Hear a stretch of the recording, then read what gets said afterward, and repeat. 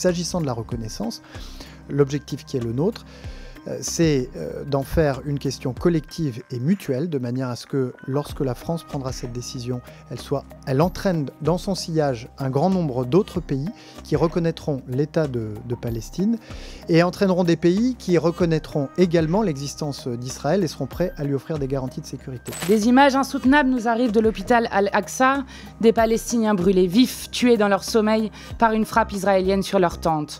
Au Liban, dans les décombres des bombardements incessants de l'armée de Netanyahou, on retrouve parmi les victimes des couches-culottes et des jouets. Un quart des habitants du pays a pris les routes de l'exil. C'est aux yeux du monde entier que se déploient sans fin ces horreurs qui foudroient notre humanité commune. Jusqu'où laisserez-vous aller Netanyahou, car rien ne l'arrête?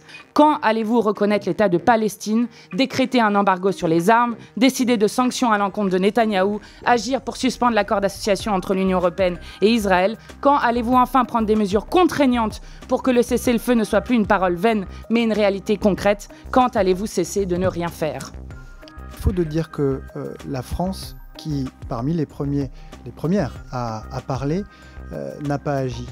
Et si, comme la France, tous les pays du monde avaient pris des initiatives sur le plan humanitaire, si tous les pays du monde, comme la France, avaient pris des sanctions à l'encontre des colons extrémistes et violents, si tous les pays du monde, comme la France, s'abstenaient de livrer des armes offensives à Israël utilisées à Gaza, si tous les pays du monde, comme l'a fait la France de manière constante, appelaient au cessez-le-feu et votaient les résolutions allant de ce sens au Conseil de sécurité des Nations Unies. Si tous les pays du monde, comme la France, appelaient à ce qu'advienne une solution à deux États, avec un État de Palestine aux côtés de l'État d'Israël, qui se reconnaissent mutuellement et qui soient reconnus comme tels par leurs partenaires de la région, avec des garanties de sécurité pour chacun, alors la situation ne serait pas celle que nous connaissons à Gaza.